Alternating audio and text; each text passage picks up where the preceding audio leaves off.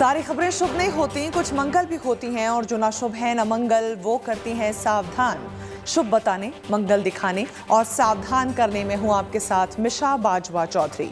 रूस और यूक्रेन के बीच चल रही तनातनी के बीच एक गुड न्यूज ये आ रही है कि रूस यूक्रेन सीमा से अपनी सेनाओं को हटा रहा है, लेकिन रूस ने कितनी सेना कहां से हटा दी है फिलहाल इसकी जानकारी सामने नहीं आई है। हालांकि ये रूस की तरफ से तनाव कम करने की अच्छी पहल मानी जा रही है, लेकिन ये कहना जल्दबाजी होगी कि दोनों देशों के बीच तनाव कम हो गया। ने कहा है कि वो यूक्रेन की सीमा के पास अपने कुछ सैनिकों को उनके बेस कैंप पर वापस बुला रहा है। अमेरिका और रूस में बढ़ते तनाव और संकट के बीच डी एस्केलेशन की दिशा में ये पहला बड़ा कदम माना जा रहा है।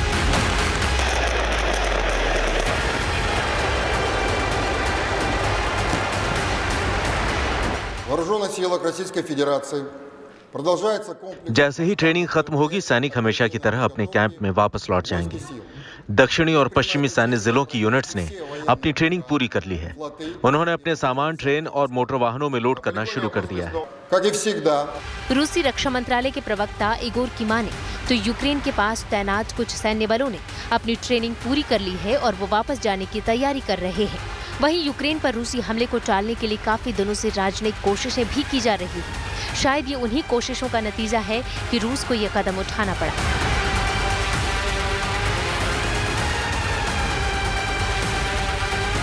हालांकि अभी ये साफ नहीं हो पाया है कि वापस बेस पर जाने के लिए कितनी यूनिट शामिल थी और इस वापसी का यूक्रेन के पास तैनात सैनिकों की कुल संख्या पर क्या प्रभाव पड़ेगा। फिलहाल रूसी सैनिकों की वापसी की घोषणा से संकट टलने के आसार दिख रहे हैं, लेकिन यूक्रेन को अब भी हमले का डर सता रहा है। उसका मानना है कि रूस यूक्रेन पर किसी भी वक्त हमला कर सकता है।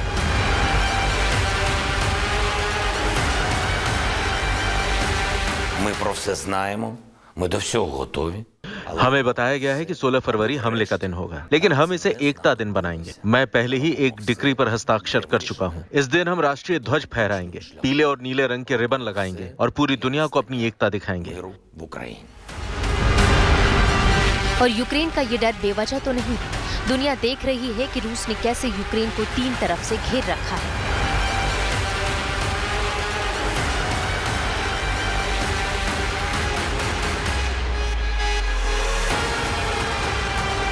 देखिए, यूक्रेन इस बात को समझता है कि 1 to 1 अगर उसे रशिया से डील करना पड़ेगा तो बहुत ही मुश्किल है। दोनों में कोई भी बराबरी नहीं है और शायद यूक्रेन इस बात को भी जानता है कि कल अगर स्थिति बिगड़ जाती है तो जरूरी नहीं कि अमेरिका और यूरोप के जो फौजें हैं वहां आके उसका साथ देगी। आपको ये बता चुके हैं कि रूस यूक्रेन की सीमा पर मिलिट्री एक्सरसाइज कर रहा है। यूक्रेन बॉर्डर पर वॉर एक्सरसाइज हो रही है। टैंक और गोला बारूद इकट्ठा किया जा रहा है। रूस की युद्ध की चाहत को बताने के लिए सैटेलाइट की ये तस्वीरें गवाह हैं। इन तस्वीरों में साफ देखा जा सकता है कि रूस ने यूक्रेन को कैसे घेर रखा है। इस तस्वीर में यूक्रेन बॉर्डर पर रूसी टैंकों और बख्तरबंद गाड़ियों का बड़ा जत्था दिखाई दे रहा है। रूस के सुखोई फाइटर जेट्स बॉर्डर के बेहद नजदीक एयरबेस पर हमले के लिए तैयार है और इसे व्हाइट हाउस के डिप्टी सेक्रेटरी पियरे के इस बयान से समझा जा सकता है। We've been very clear about this. There is only one country who is currently building up their forces at the Ukraine border, and that's Russia. And as we have stated, as Jake Sullivan has stated, that we, in the past 10 days or so, we only continue to see a build-up, not a de-escalation. हालांकि America सहित कई पश्चिमी देश रूस को लगातार चेतावनी दे रहे हैं और आरोप भी लगा रहे हैं कि रूस का इरादा यूक्रेन पर हमला करने का है, लेकिन रूस लगातार इस बात से इनकार करता रहा है कि उसकी यूक्रेन पर हमला करने की कोई योजना है।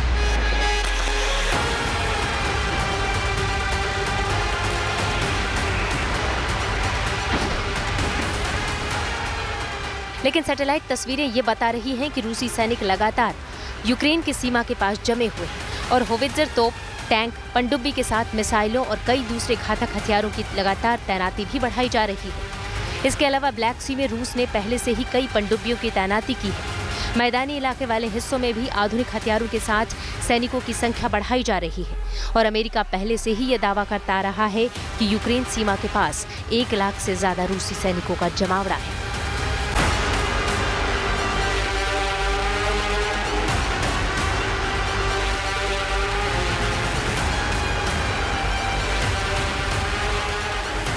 अमेरिका का तो ये भी दावा था कि बीजिंग ओलंपिक खत्म होने से पहले ही रूस यूक्रेन पर हमला बोल सकता है। ऐसे में अमेरिका ने यूक्रेन से अपने नागरिकों को जल्द से जल्द निकलने को लेकर फिर से हिदायतें दी और कई दूसरे देश भी वहां लोगों को जाने से मना कर रहे और वहां रह रहे अपने नागरिकों को निकलने की अपील कर रहे।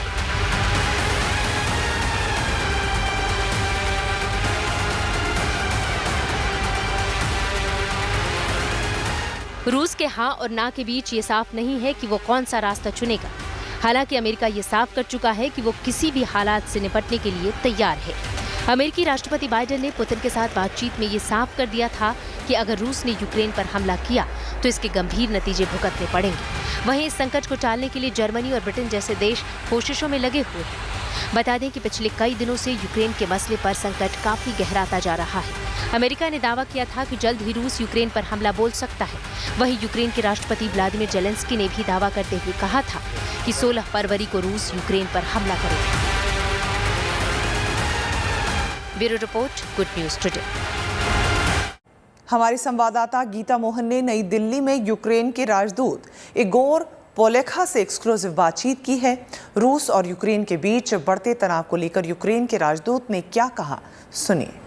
भारत के एम्बेसी यूक्रेन में एक प्रेस रिलीज जारी किया जहां पे उन्होंने कहा कि जो इंडियन स्टूडेंट्स वहां पे ऑनलाइन क्लासेस कर रहे हैं उनको वापस आ जाना चाहिए। लेकिन स्थिति अभी यूक्रेन में क्या बनी हुई है उस पर ज्यादा जानकारी लेने के लिए हमारे साथ जुड़ रहे हैं यूक्रेन के एम्बेसडर जो दिल्ली में हैं, एम्बेसडर इगोर पोलेखा। बहुत बहुत शुक्रिया एम्बेसडर सर हमारे साथ जुड़ने के लिए।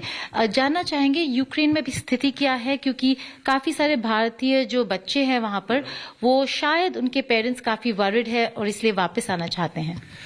सबसे पहले आपके चैनल को यूक्रेन में जाना है और अपनी आंखों से जो स्थिति देखना है। मेरे ख्याल में यूक्रेन में जो स्थिति है वो काफी मुश्किल है, लेकिन मेरा पूरा विश्वास है कि लड़ाई का खतरा अभी तो काम हो रहा है। ठीक है। और मुझे उम्मीद है कि नेगोशिएशंस के नतीजे स्थिति और बेहतर हो जाएगी। बच्चों को क्या कहना चाहेंगे जिनके पेरेंट्स यहाँ पर है और कह रहे हैं कि वापस आ जाओ?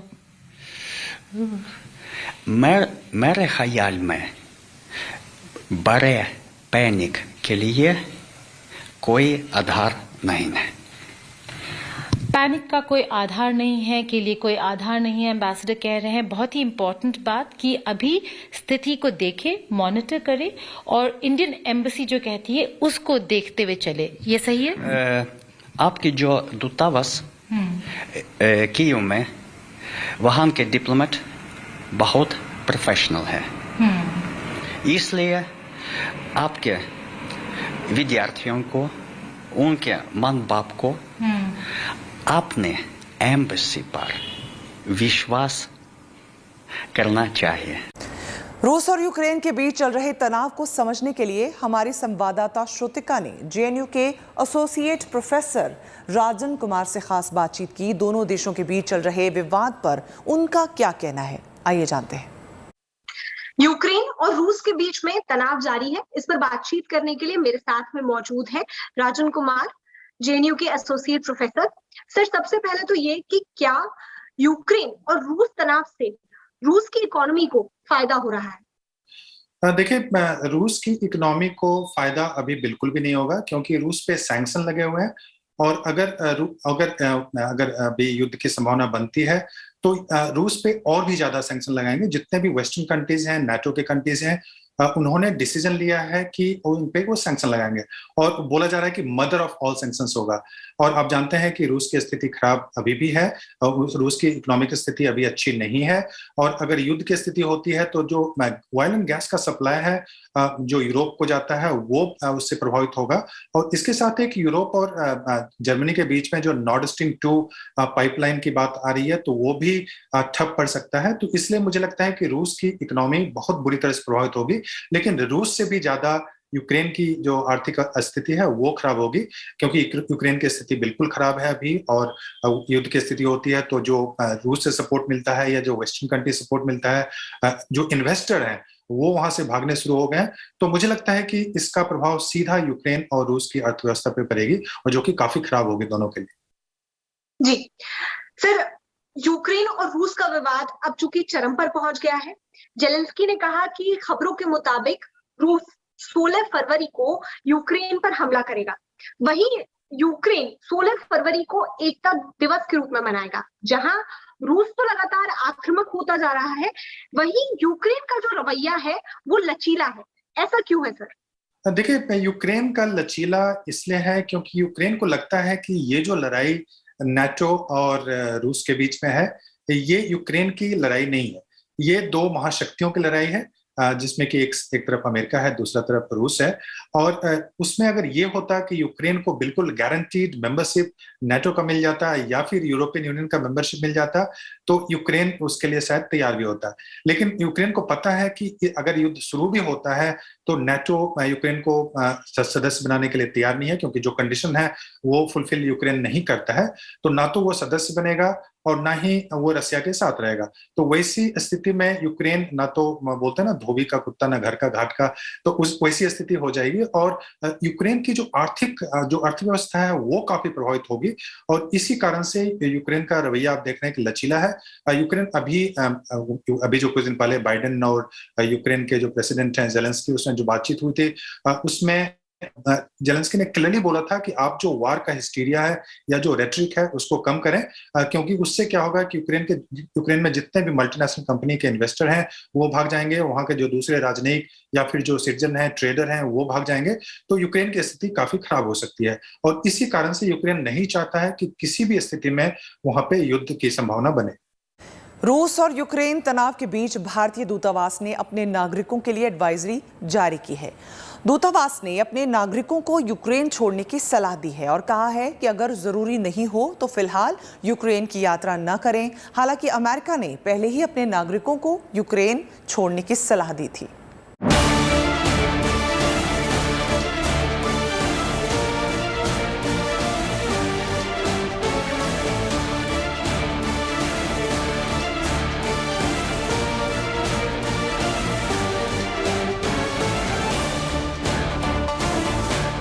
रूस और यूक्रेन में जंग की आशंकाओं को देखते हुए भारतीय दूतावास एक्शन में आ गया है। भारतीय दूतावास ने भारतीय नागरिकों के लिए एडवाइजरी जारी की है। दूतावास ने यूक्रेन में रहने वाले अपने नागरिकों और खास करके वहां पढ़ाई कर रहे भारतीय छात्रों के लिए एक एडवाइजरी जारी की और अस्थायी रूप से देश छोड़ने की सलाह दी है। भारतीय दूतावास की एडवाइजरी में ये कहा गया है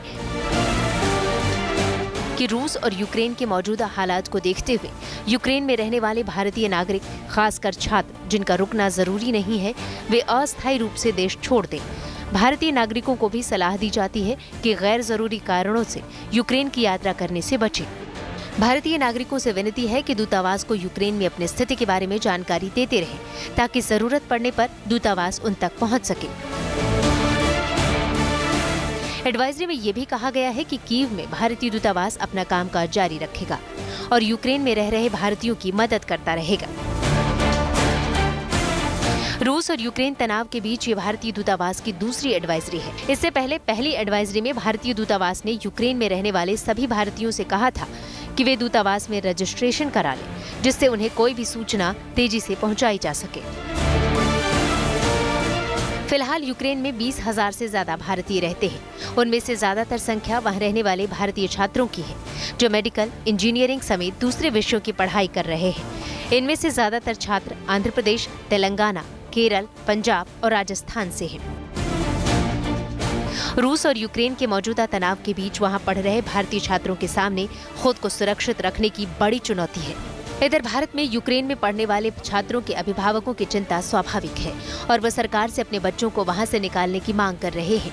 गुजरात के वडोदरा से करीब 100 छात्र यूक्रेन में पढ़ रहे हैं। जो कुछ हुआ तो बच्चे फंस जाएंगे, इसके लिए हम इंडियन गवर्नमेंट्स को, हम गुजरात गवर्नमेंट को हम रिक्वेस्ट कर रहे हैं कि वो अब एयरलिफ्ट करके या कुछ जो कोरोना काल में बच्चों को जैसी तरह लाए थे क्या आदर्श मिशन और जो स्पेशल फ्लाइट चार्टर करके, वैसी तरह हमारे बच्चों को भी सही सलामत यहाँ पे लेके आए। भारत इससे पहले भी कई मौकों पर अपने नागरिकों को निकालने के लिए कई बड़े ऑपरेशंस को अंजाम दे चुका है। ऐसे में अगर यूक्रेन में ऐसे हालात बनते हैं तो भारत वहां से अपने लोगों को निकालने में कोई कोर कसर नहीं छोड़ेगा। रूस और यूक्रेन के बीच जारी तनाव के चलते ऑस्ट्रेलिया भी यूक्रेन में दूतावास को खाली कर रहा है। साथ ही ऑस्ट्रेलिया के नागरिकों को भी तत्काल यूक्रेन छोड़ने की सलाह दी है। हालांकि अमेरिका ने अपने नागरिकों को पहले ही यूक्रेन छोड़ देने की एडवाइजरी जारी कर दी है। गीता मोहन के साथ bureau report, good news today. हमारी संवाददाता गीता मोहन ने यूक्रेन में पढ़ाई कर रहे कुछ छात्रों और उनके अभिभावकों से बातचीत की। सुनिए यूक्रेन में रह रहे छात्रों का क्या कहना है। यूक्रेन और रूस के बीच में टेंशन्स बढ़ रहे हैं, लेकिन वहां यूक्रेन में हमारे काफी सारे भारतीय स्टूडेंट्स पढ़ रहे हैं। क्या वो वापस आने वाले हैं? क्या वहां पे क्या जो भारत में पेरेंट्स है वो काफी परेशान हैं? हम जानेंगे इंडियन स्टूडेंट्स जो वहां पर हैं उनसे। नीलेश, पहले आपके पास आऊंगी क्योंकि आप एयरपोर्ट पे हो। कुछ ऐसे इंडियन स्टूडेंट्स हैं जो वापस आना चाह रहे हैं, वजह क्या है? जरा एयरपोर्ट में माहौल क्या है वो भी दिखाएं। मैम, अभी मेन वजह ये नहीं है कि बच्चे कोविड के कारण भी जा रहे हैं और most of the classes online हो चुके हैं सारी यूनिवर्सिटीज की, तो उसके कारण है। और अभी ये था कि एग्जाम्स का सीजन खत्म हो चुका है, इसलिए बच्चे कुछ एक ब्रेक के लिए भी जा रहे हैं, पर वॉर के पैनिक के कारण बहुत कम स्टूडेंट्स जा रहे हैं। ऐसे कोई भीड़ तो नहीं है ना एयरपोर्ट में? एयरपोर्ट का जरा नजरिया दिखाएं। देखिए, बहुत ज्यादा भीड़ नहीं है। जी हाँ, है, इंटरनेशनल एयरपोर्ट है, काफी लोग जाने की कोशिश कर रहे हैं, लेकिन भीड़ नहीं मच गया है कि इवैक्यूएशन हो रहा हो या बहुत ही बुरे हालात हैं एयरपोर्ट में।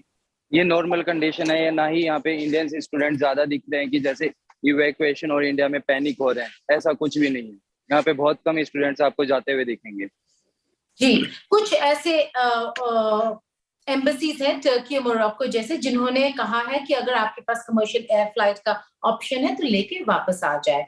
आयुष, आपके पास आना चाहूंगी। आप अभी यूक्रेन में कीव में पढ़ रहे हैं और क्या पढ़ाई कर रहे हैं, और क्या आपके साथ बाकी भारतीय स्टूडेंट्स जो है वो परेशान हैं, टेंस्ड है? क्या माहौल है? मैम, मैं सेकंड ईयर स्टूडेंट हूँ। मैं विनित्सा में रहता हूँ, विनित्सा नेशनल मेडिकल यूनिवर्सिटी, जो कीव से 350 किलोमीटर दूर है। यहाँ पर मैम जैसे लोकल्स को देखकर लगता है कोई भी ऐसी पैनिक वाली सिचुएशन नहीं है। मैं और मेरे फ्रेंड्स सब बस अपने पेरेंट्स को समझा रहे हैं, क्योंकि पेरेंट्स बहुत ज्यादा पैनिक कर रहे हैं इस टाइम पर, क्योंकि उन्हें जो मतलब जिस भी चीज से वो देख रहे हैं उनको सब केवल पैनिक ही दिख रहा है, क्योंकि हर चैनल अपनी अलग न्यूज चलाता है।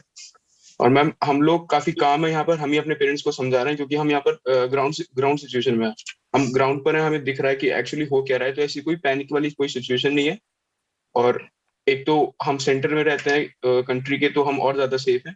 पर फिर भी बॉर्डर्स वगैरह पर भी जो स्टूडेंट्स हैं, जो मेरे फ्रेंड्स हैं जो दूसरे कॉलेजेस में, उनसे बात होने के बाद भी यही है कि कोई इतना ज्यादा पैनिक नहीं कर रहा है, सब कुछ बहुत काम है। कौस्तुभ, आप तो खार्किव में हैं, जो बॉर्डर टाउन है, वहां पे माहौल कैसा है? आपसे जानना चाहेंगे। नहीं, अभी यहाँ पे ग्राउंड पे कोई ऐसे दिक्कत वाली बात नहीं है। सिचुएशन इज क्वाइट नॉर्मल, काम, एवरीथिंग इज फाइन। किसी को पैनिक करने की जरूरत नहीं है। स्पेशली पेरेंट्स को मैं बोलना चाहूंगा कि कोई पैनिक वाली बात नहीं है। इतना बॉर्डर से पास होके भी यहाँ पे सब नॉर्मल तरीके से चल रहा है। यूनिवर्सिटीज भी अच्छे से चल रही है, तो टेंशन लेने की बात नहीं है। डॉक्टर पैट्रिक रॉयसन, आप इंडियन स्टूडेंट्स के साथ डील करते हैं, आपका खुद का बिजनेस भी है वहां पर। माहौल बताइए, यूक्रेन का क्या स्थिति है? आप वहां पे इतने सालों से हैं।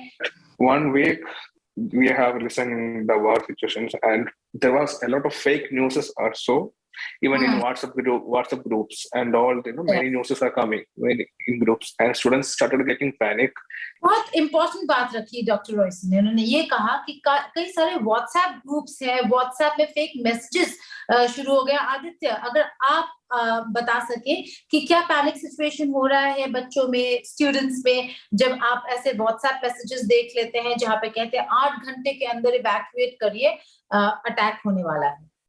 जी बिल्कुल मैम, आप सही कह रहे हो। काफी मैसेजेस जो है वो फॉरवर्ड मैसेजेस आते हैं इधर कि अगले 48 आवर्स में जो है यहाँ पे अटैक होगा, आपको उससे पहले पहले यूक्रेन छोड़ना है। यहाँ के लोकल्स भी वॉर नहीं चाहते क्योंकि वॉर में किसी का कोई फायदा नहीं है, सबका नुकसान है। वो भी यही बोल रहे हैं कि ऐसा कुछ भी नहीं है। हमें नहीं पता कि आपकी मीडिया क्या दिखा रही है। जब मैं मीडिया की बातें बताता हूँ कि हमारे इंडिया में ऐसे ऐसे चल रहा है तो वो बोल रहे हैं ऐसा कुछ भी नहीं है, यहाँ पे सब कुछ नॉर्मल है। बाकी सारे शॉपिंग मॉल्स खुले हैं, सारे लोग जो डेली रूटीन वाले काम वो सारे नॉर्मली चल रहे हैं मैम, ऐसा कुछ भी नहीं है इधर। उम्मीद है आपका दिन शुभ रहा। कल की मंगल कामना के साथ आपको रहना है सावधान भी। अभी के लिए मैं मिशा बाजवा चौधरी आपकी शुभ रात्रि की कामना के साथ आपसे विदा लेती हूँ।